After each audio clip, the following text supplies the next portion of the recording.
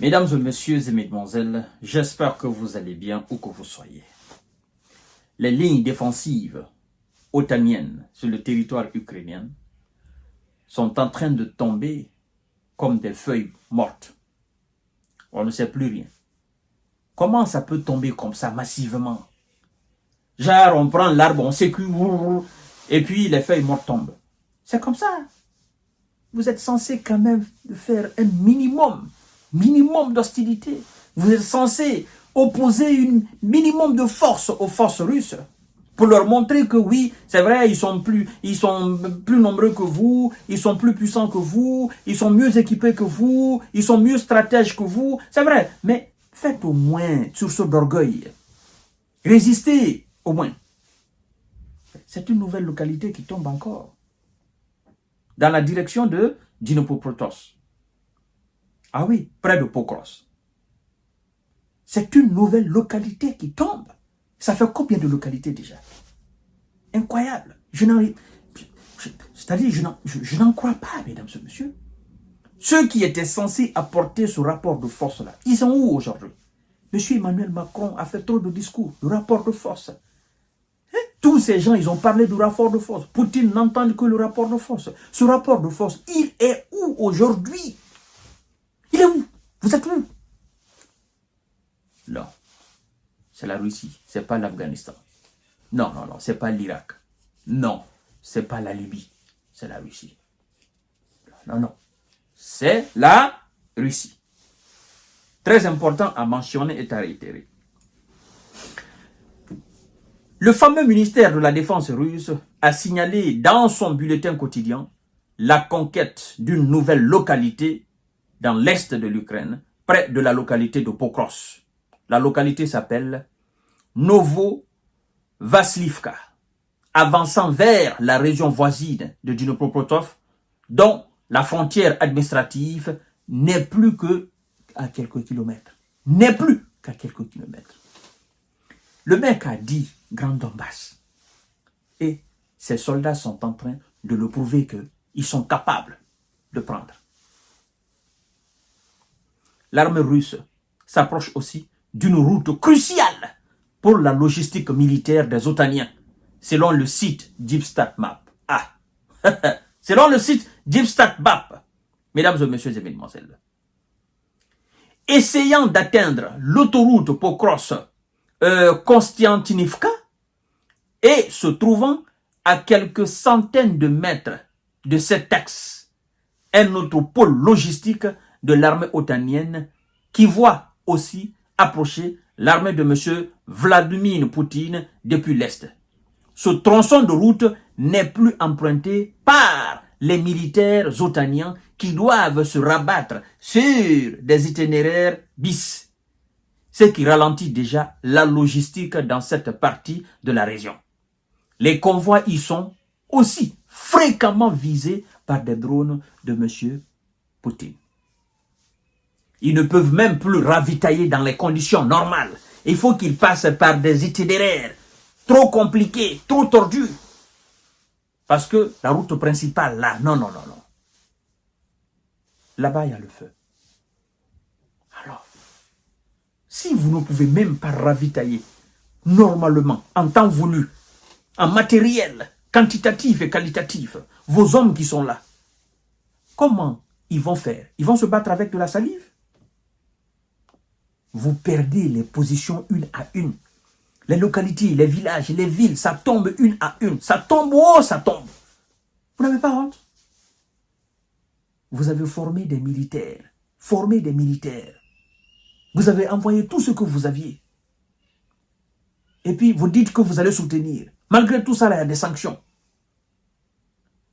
Et vous ne voulez pas admettre que vous avez perdu. Bon, nous savons que vous avez perdu. Même si vous ne voulez pas l'admettre par orgueil, nous savons que vous avez perdu. Mais vous allez lire l'heure. Alors, mesdames et messieurs et mesdemoiselles, on nous informe que l'armée russe a, malgré ses pertes, comme ils annoncent, avance depuis plus d'1 an dans l'Est et cherche à prendre en étau Pokros et à couper l'autoroute aux entrées est et ouest de la ville. un coup dur pour l'approvisionnement des militaires otaniens dans la région du Donbass. L'entrée des forces russes dans cette région constituerait une première depuis le début de l'opération spéciale militaire en 2022, février 2022. Donc, voilà la situation autour de Pokrovsk. Et à Pokrovsk. Ça tombe partout. Les localités tombent partout. Les lignes défensives ne tiennent plus. Les tranchées, non, on n'en parle plus. Bon, écoutez, vous parlez de quelle ligne défensive même? Les soldats qui sont faits prisonniers tous les jours disent on n'a pas de ligne défensive. Il n'y a pas de ligne défensive. Tout ce que les gens racontent là, c'est des tralala sur les plateaux d'information, machin. C'est des bobards. On n'a pas de ligne défensive. On n'était pas préparé à ça. Et quand les gens avancent, qui nous chassent là, on recule.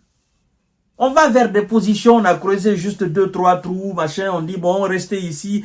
Quand les gars avancent vers nous encore, on est obligé de fuir.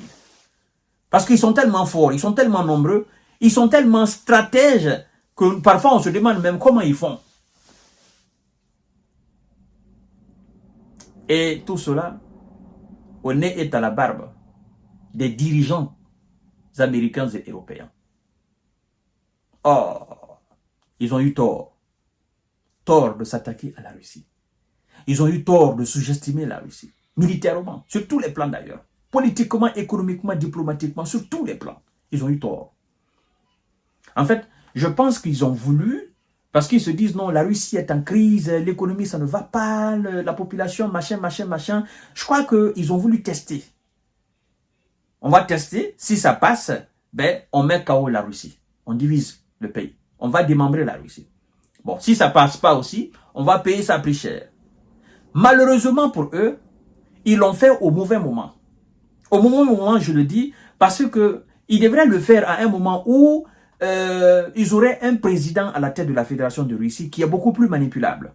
Un président faible.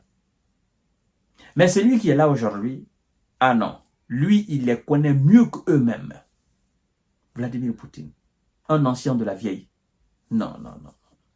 Ça veut dire, les Occidentaux, ils ont choisi le mauvais moment, en fait. Il fallait réfléchir à la capacité de Poutine de garder son peuple et de galvaniser le peuple, de créer de la richesse. Déjà, ils ont la richesse, mais de mettre les véritables moyens et de moderniser en un temps record son armée qui était déjà modernisée, parce qu'il faut savoir quand même, dans le domaine d'armement, la science militaire, la Russie est très en avance sur les Américains et les Européens. Très en avance. La preuve est là, non?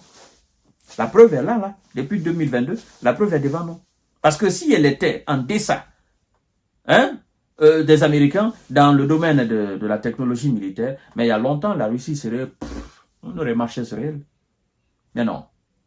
En fait, même les commentateurs, les experts sur les plateaux disent souvent que la Russie produit plus, n'est-ce pas, d'ingénieurs que l'Europe et que les États-Unis. Bon, et ce sont ces ingénieurs qui créent. C'est ça la réalité.